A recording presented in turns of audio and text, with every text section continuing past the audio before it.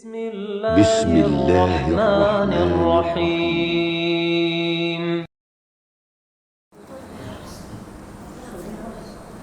بسم الله الحمد لله حمدا كثيرا طيبا مباركا فيه مباركا عليه كما يحبه الله ويرضاه أشهد أن لا إله إلا الله وحده لا شريك له وأشهد أن محمدا عبده ورسوله لا نبي بعده.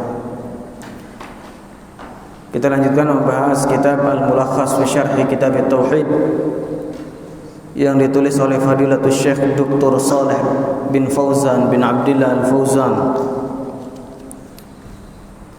hafizahullah taala. Kita masih membahas bab firman Allah taala, innaka la tahdi man ahbabta. Sesungguhnya engkau tidak mampu memberikan hidayah kepada orang yang engkau cintai. Ini bab menjelaskan tentang bahwa yang memberikan manfaat dan yang menolak mudarat adalah Allah Subhanahu wa taala semata. Yang selain Allah Subhanahu wa taala tidak mampu, walaupun itu adalah seorang nabi, seorang rasul atau hamba Allah, malaikat. Kemudian dibawakan dalil riwayat fi sahih an Ibn Musayyib an Nabihi, dari Ibnu Musayyib dari bapaknya, qala, ia mengatakan, lamma hadarat Abu Talib al-wafatu ja'ahu Rasulullah sallallahu alaihi wasallam. Tatkala hadir kematian terhadap Abu Talib, maka Rasul sallallahu alaihi wasallam mendatanginya. Wa indahu Abdullah bin Abi Umayyah, dan tatkala itu di samping Abu Talib sudah ada Abdullah bin Abi Umayyah, wa Abu Jahlin, dan juga Abu Jahal. Tergambar ya. Jadi tatkala Abu Talib hendak wafat, Nabi sallallahu alaihi wasallam tatkala itu mengunjungi beliau, dan tatkala itu sudah ada Abdullah bin Abi Umayyah dan Abu Jahal.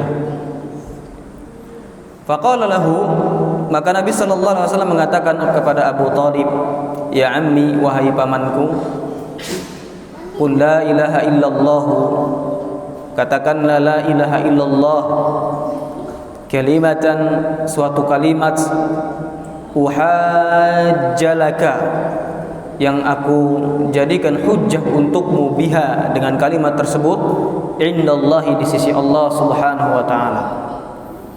Faqala lahu, maka keduanya, yaitu Abu Talib atau Abu Jahal dan juga Abdullah bin Abi Umayyah, mengatakan kepada Abu Talib, atarghabu an millati Abdul Muttalib, apakah engkau ingin meninggalkan agama Abdul Muttalib? Jadi tatkala Nabi sallallahu alaihi wasallam menuntun Abu Talib untuk mengucapkan syahadat la ilaha illallah agar beliau keluar dari agama syirik dan masuk ke dalam agama Islam, dan ini sebagai hujjah Nabi sallallahu alaihi wasallam untuk menyelamatkan Abu Talib dari ancaman api neraka. Maka Abu Jahal dan juga Abdullah bin Abi Umayyah tatkala itu sadar bahwa kalimat tersebut adalah kalimat yang mengeluarkan Abu Talib dari agama Abdul Muttalib, dari agama kesyirikan, sehingga dia menepis dengan mengatakan, apakah engkau ingin meninggalkan agama Abdul Muttalib? Taib. Fa'ada alaihi Nabi sallallahu alaihi wasallam, kemudian diulangi lagi oleh Nabi sallallahu alaihi wasallam ucapan tadi terhadap Abu Talib agar semakin yakin Abu Talib. Fa'ada, kemudian keduanya juga Abu Jahal dan Abdullah bin Abi Umayyah mengulangi lagi. Paham di sini ya? Tergambar ya? Jadi misalkan antum sedang apa? Sedang menceramahi apa? Menceramahi orang musyrik. Nah, ada temannya orang musyrik yang lain. Antum ceramahi, nah dia bilang enggak usah. Paham di sini?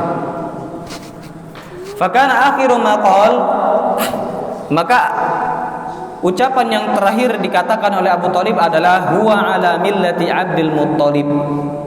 Dia di atas agamanya Abdul Muttalib. Baik. Nah, itu yang terakhir yang diucapkan oleh Abdul Muttalib.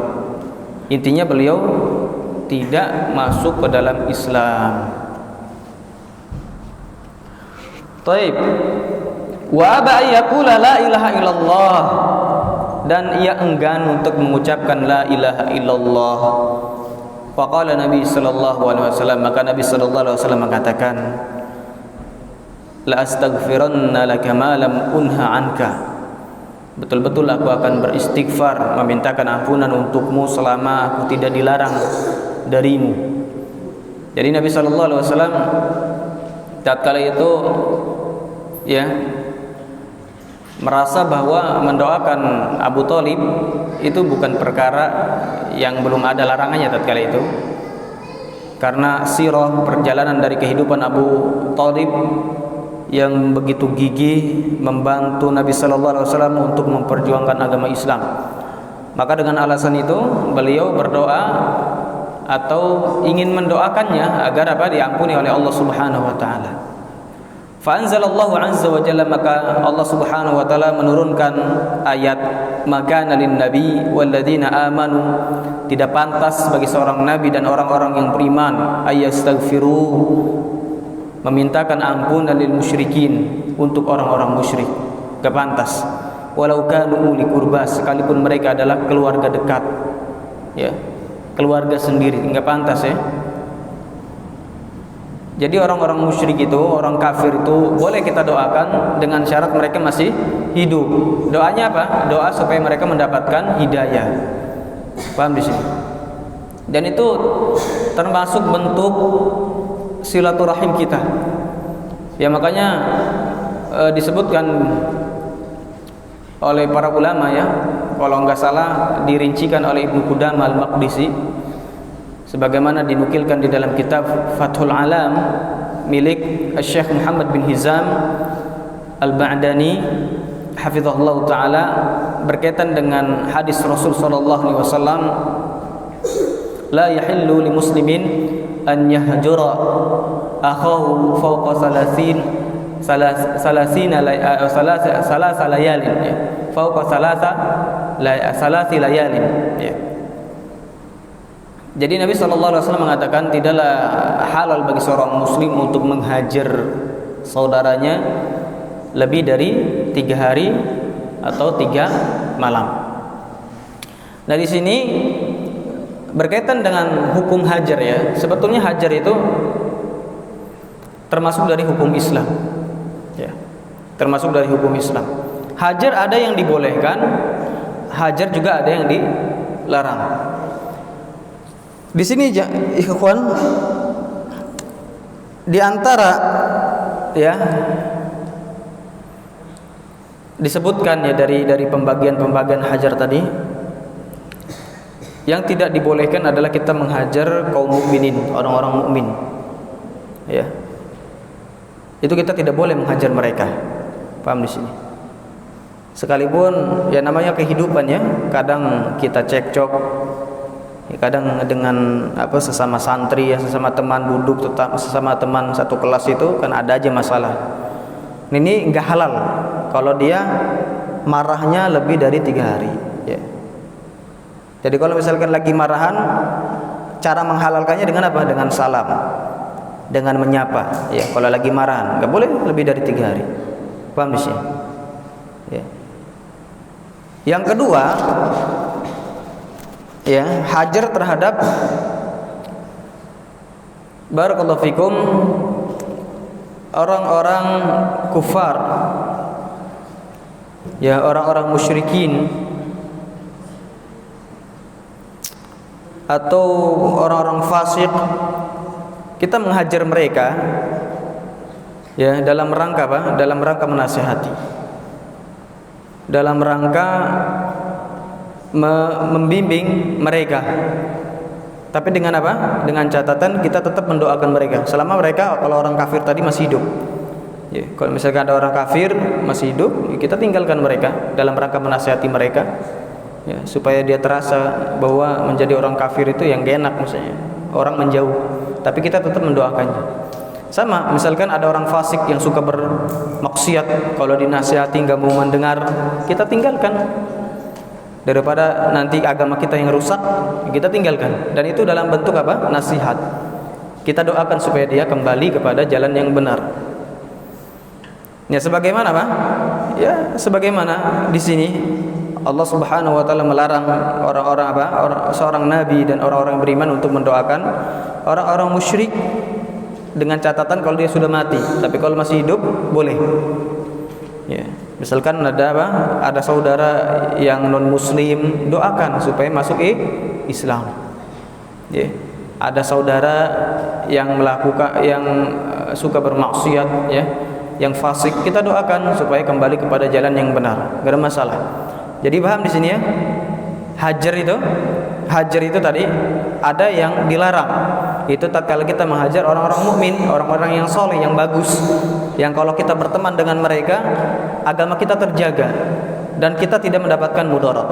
Tapi hajar yang dibolehkan, bahkan diwajibkan adalah tatkala kalau misalkan kita berteman dengan mereka merusak agama kita, ya, baik merusak agama kita, bisa mengeluarkan kita dari keislaman, atau merusak akidah kita, keyakinan kita, karena kita berteman dengan ahlul bidah. Paham di sini? Sebagaimana Nabi sallallahu alaihi wasallam juga menghajar mereka-mereka orang-orang yang mengikuti ayat-ayat mutasyabihat. Tatkala Allah Subhanahu wa taala menyebutkan fa'amma alladziina fi qulubihim zaygun fayattabi'una ma tasyabaha minhu. Adapun orang-orang yang di dalam hatinya terdapat penyimpangan, mereka mengikuti, ya, ayat-ayat yang mutasyabihat dari Al-Qur'an. Maka kata Nabi sallallahu alaihi wasallam, "Idza ra'aita, ya, manil ladzina yattabi'una ma tasyabaha minhu, ya, fahum alladzina sammahumullahu fi hadhil ayah fahdharuhum." Atau kama qala alaihi salatu wasalam, jika kalian melihat, ya, orang yang suka mengikuti apa? Ayat-ayat mutasyabihat dalam rangka menimbulkan fitnah, dalam rangka menimbulkan syubhat, maka mereka adalah orang yang Allah sebutkan dalam ayat ini, maka hati-hatilah padanya. Suruh ditinggalkan oleh Nabi sallallahu alaihi wasallam. Jadi tahdzir, ya, tahdzir itu hukum Islam.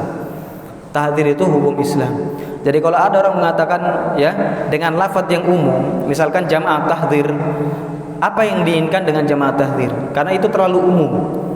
Apakah yang diinginkan adalah tidak boleh mentahdzir? Enggak mungkin. Nabi mentahdzir. Ya. Nabi mentahdzir. Apakah yang diinginkan adalah tidak boleh mentahdzir serampangan? Kalau ini mungkin benar, ya. Kalau ini benar. Jadi janganlah menggunakan lafaz yang umum. Yang biasa yang thariqah ini adalah thariqahnya ahlul bidah. Mereka biasa menggunakan lafaz-lafaz umum untuk apa? Untuk mengelabuhi.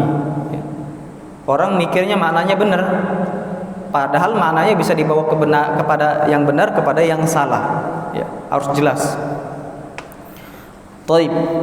Wa anzalallahu fi Abi Thalib.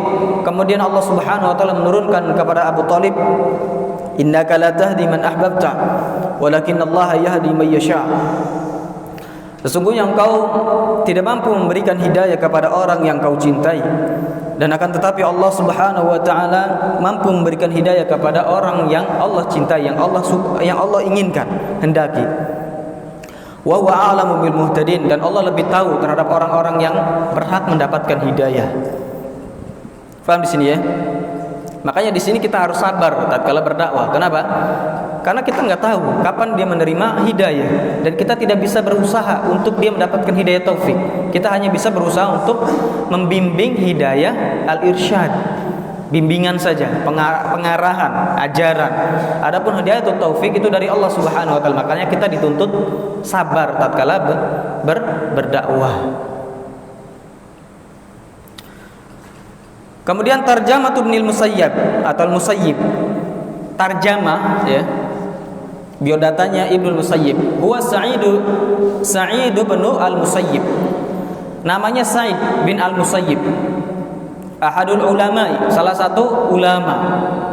Wal fuqaha, salah satu ahli fikih.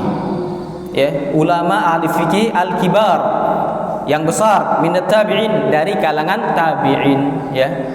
Generasi tabi'in adalah generasi setelah siapa? Setelah sahabat, ya. Jadi Ibnul Musayyib adalah orang yang bertemu dengan sahabat. Mata ba'da tis'in, wafat setelah tahun 90 Hijriah. Atau Allah alam, apakah yang diinginkan 90 Hijriah atau umurnya setelah umurnya yang ke-90. Taib, barakallahu fiik. Idza Sa'id bin Musayyab adalah salah satu ulama dan ahli fikih, dan beliau termasuk terkenal ya dalam meriwayatkan hadis. Fi sahih ay sahihul Bukhari. Fi sahih ay sahihil Bukhari. Artinya sahihul Bukhari ya. Jadi hadis ini terdapat dalam Sahih Al-Bukhari. An abihi, dari bapaknya Al-Musayyib. Nah, Al-Musayyib sahabi, seorang sahabat, tufiya fi khilafati Utsman, wafat pada kekhalifahan Utsman, pemerintahan Utsman bin Affan. Barakallahu fikum. Dua ya pertanyaan untuk si Feros, nggak bisa berdiri. Dua dari kalangan kaum musyrikin yang menghasut Abu Thalib agar tetap di atas agama kesyirikan. Satu, yang tadi yang berdialog di dalam riwayat, tatkala Nabi sallallahu alaihi wasallam mengajak Abu Thalib untuk mengucapkan la ilaha illallah, kemudian enggan. Kemudian apa? Dihasut oleh kedua orang ini dari kalangan musyrikin agar tidak mengucapkannya. Siapa? Satu, Abu Jahal. Yang kedua, dikasih tahu si Umar. Berdiri. Sudah berdiri. Apa Umar? Abdullah bin Abi Umayyah. Barakallahu fiik. Lamma hadarat Abu Thalib bin al-wafatu, tatkala hadir Abu Thalib kematian, ai alamatuha, maksudnya apa? Tanda-tanda dari kematian telah datang. Ada tanda-tandanya orang mau mati ya. Wa muqaddimatuha, dan juga pendahulunya. Ya ammi. Ammi ini secara bahasa hukumnya adalah munada mudhof. Munada mudhof ya. Hudifat min hulya'u, dibuang darinya huruf ya. Wa baqiyatil kasratu, dan tersisa kasrah dalilan aliyah, sebagai petunjuk atas adanya ya yang dibuang. Ya. Jadi di sini ya di antara ciri khasnya munada mudhaf, yaitu mudhaf kepada ya'ul mutakallim, mudhaf kepada ya al mutakallim, itu boleh ya-nya dibuang. Untuk apa? Takhfifan, dalam rangka meringankan. Ya. Meringankan. Jadi tatkala apa? Munada, sesuatu yang dipanggil, seseorang yang dipanggil, itu didofahkan kepada ya mutakallim, maka ya mutakallim boleh dibuang takhfifan sebagai bentuk keringanan, untuk meringankan. Kalimatan binasbi alal badal, nasab hukumnya sebagai badal min la ilaha illallah, itu badalnya la ilaha illallah. Jadi la ilaha illallah ini jumlah ini itu mubdal. Jadi kalau kita katakan ya kalimat kul ini kan fil amr ya fil amr, dan untuk fa'ilnya adalah Abu Thalib yang diperintahkan tadi, yaitu domir mustakdir, takdiru anta, kul anta, akan takdirnya gitu. Nah la ilaha illallah itu maf'ul bihi-nya, atau kita istilahkan dengan maqulul qaul, mansub ala maqulil qaul. Ya dia mansub, bisa kita katakan maf'ul bihi, tapi ada istilah khusus mansub sebagai maqulul qaul. Artinya apa? Jadi la ilaha illallah fi mahallin nasbin, itu hukumnya fi mahallin nasbin. Maka badalnya juga kalimatan juga mansub sebagaimana mubdalnya.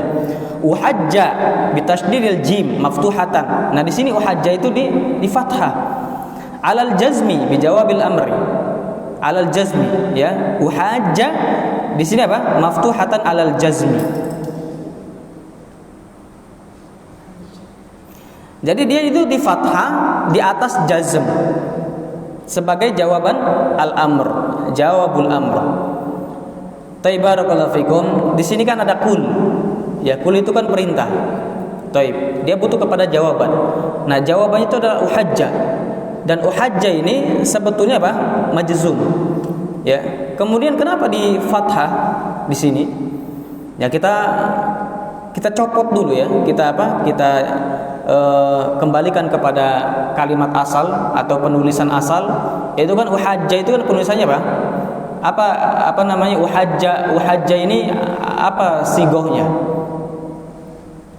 Hajja atau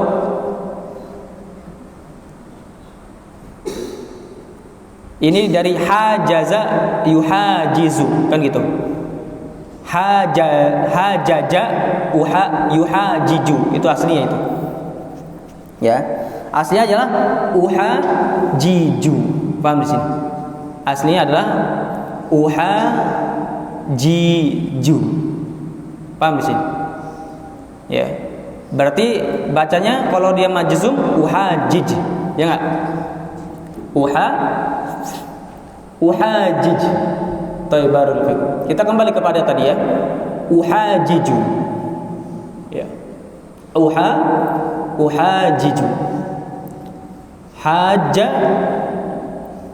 yuhaju, gitu kan? Hajja yuhaju. Baik. Di situ ada jim, ya. Kemudian bertemu dengan jim. Paham di sini? Ada jim bertemu dengan jim. Nah, di sini ya ada kaidah dalam ilmu shorof,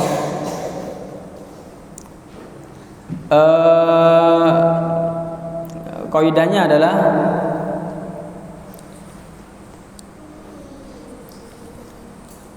idza ijtama'a harfan min jinsin wahid, apabila berkumpul dua huruf dari satu jenis, fayudgham, ya, fayudghama,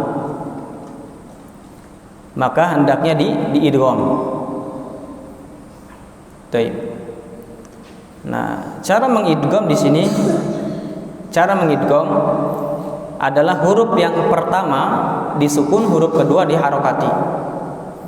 Makanya aslinya gitu, haja yuhaju, gitu kan, harokatnya dhammah, ya, yuhaju, gitu. Haja yuhaju.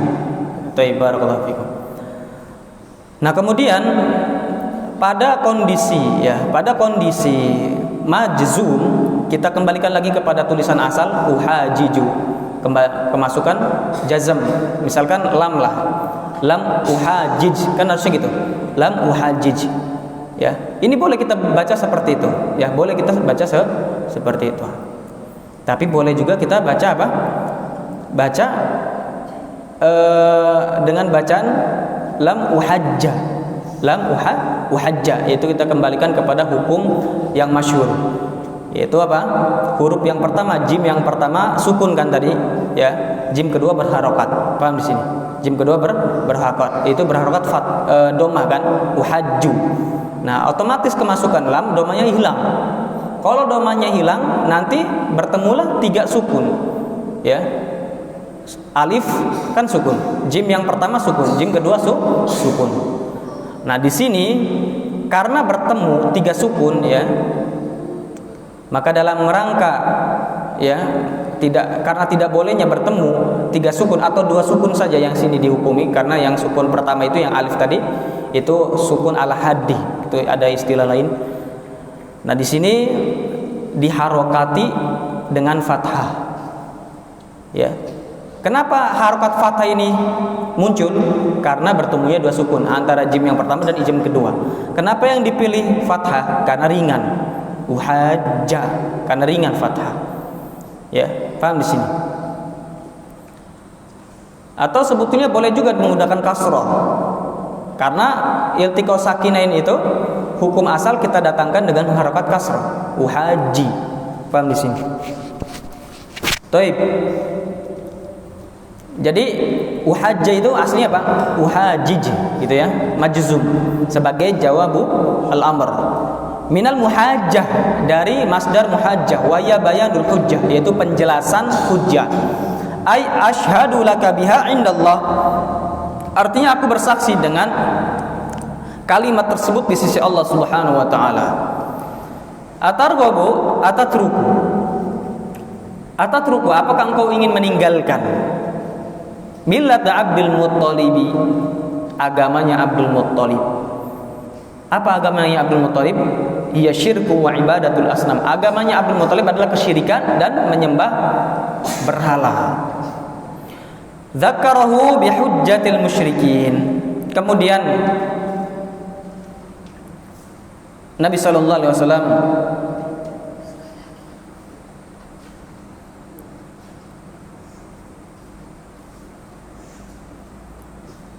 mengingatkan Allah lami siapa yang maksudnya dzakarahu,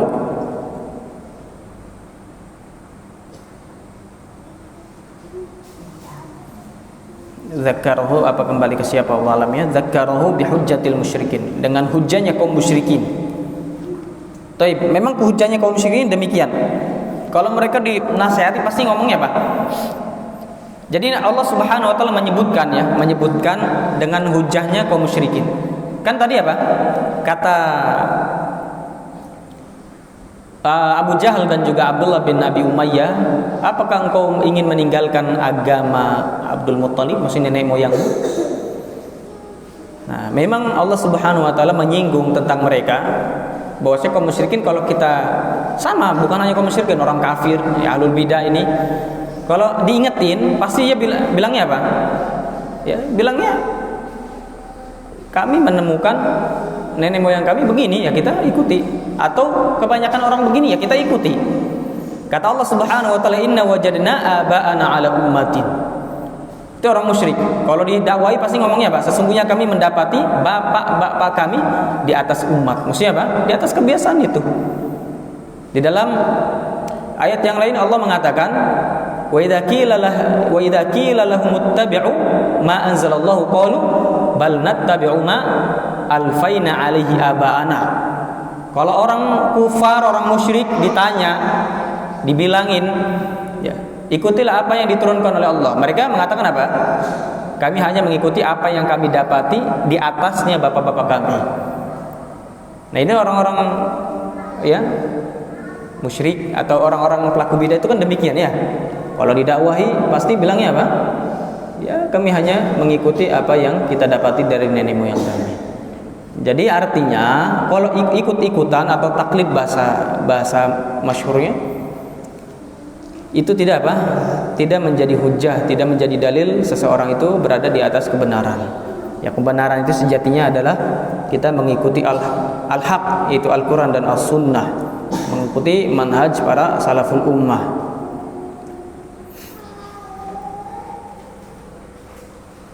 Fa'ada alaihi Nabi sallallahu alaihi wasallam, kemudian Nabi sallallahu alaihi wasallam mengulanginya terhadap siapa? Abu Thalib. Ai a'ada alaihi maqalatahu. Jadi Nabi mengulangi terhadap Abu Thalib ucapannya, wa ya qauluhu ya ammi qul la ilaha illallah. Wa a'ada alaihi an-nabi sallallahu alaihi wasallam ai a'ada alaihi Abu Jahlin wa Abdullah wa qalatahuma wa hiya atarghabu an millati Abdul Muttalib. Intinya mereka saling apa? Saling menghasut. Nabi sallallahu alaihi wasallam menghasut Abu Thalib untuk melakukan apa? Kebenaran, kebaikan, mengucapkan kalimat syahadat. Adapun Abu Jahal dan temannya Abdullah bin Abi Umayyah menghasut untuk tetap berada di atas kesyirikan. Siapa tadi yang menghasut Abu Thalib untuk tetap berada di atas kesyirikan? Abu Lahab. Abu siapa? Abu Naum. Antum ini memang betul-betul nggak merhatikan dari tadi diulang-ulang. Siapa? Faza?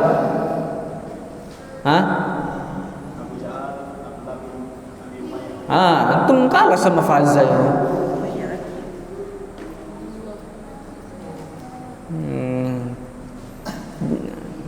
Taib barakallahu fiik.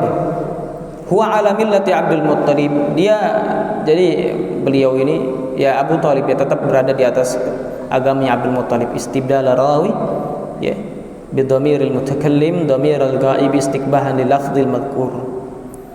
Perawi mengganti dhamir mutakallim ya, dhamir mutakallim dengan dhamir ghaib istiqbahan dalam rangka celaan terhadap lafaz yang disebutkan. Ya. Jadi ya itulah kalau misalkan kita beragama dengan kebiasaan ya, tidak lagi menggunakan ilmu atau akal yang sehat ya, demikian. Dan itu diantara buruknya atau imbas buruknya dari memiliki teman yang buruk, ya enggak?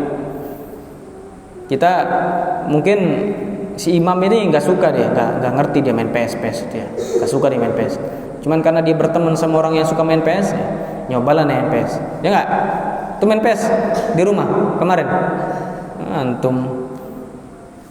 Itulah akibat berteman dengan teman yang buruk, ya. Enggak ada teman yang bagus saja. Cari teman yang bagus. Ya. Si Haikal tuh Masya Allah. Ya. Bagus dia. Ya. Kalau suruh piket. Ya enggak? Barakallahu fikum. Sudah adzan belum? Belum. Baik. Wa aba ayyakula la ilaha illallah hadza ta'kidun lima qablahu, dan beliau enggan untuk mengucapkan la ilaha illallah, dan ini adalah penguat dari sesuatu yang sebelumnya. Maksudnya apa? Ternyata Abu Thalib tetap berada di atas agamanya Abdul Muttalib. Maka nabi Nabi ay ma yanbaghi wa huwa khabarun bi ma'na nahyi.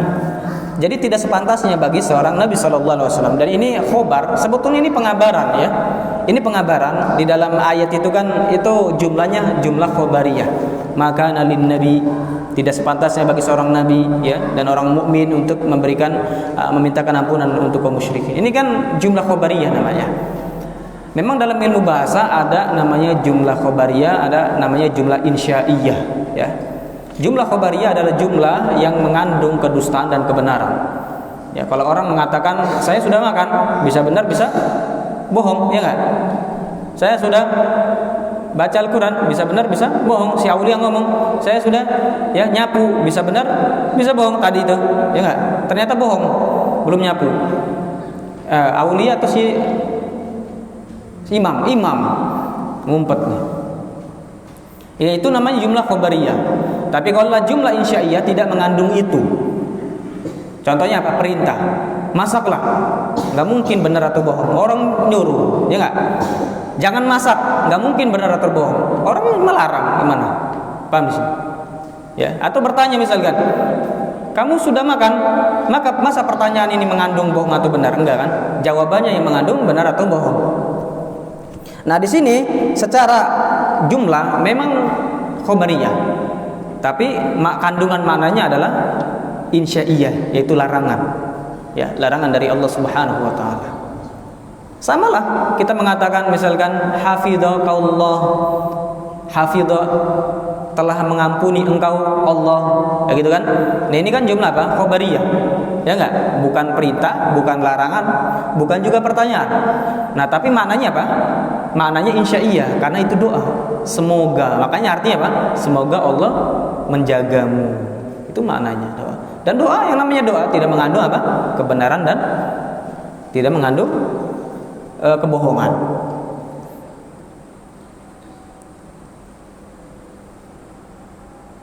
Tayyib naktabi wa subhanahu wa ta'ala bihamdika asyhadu an la ilaha illa anta astaghfiruka wa atubu ilaik.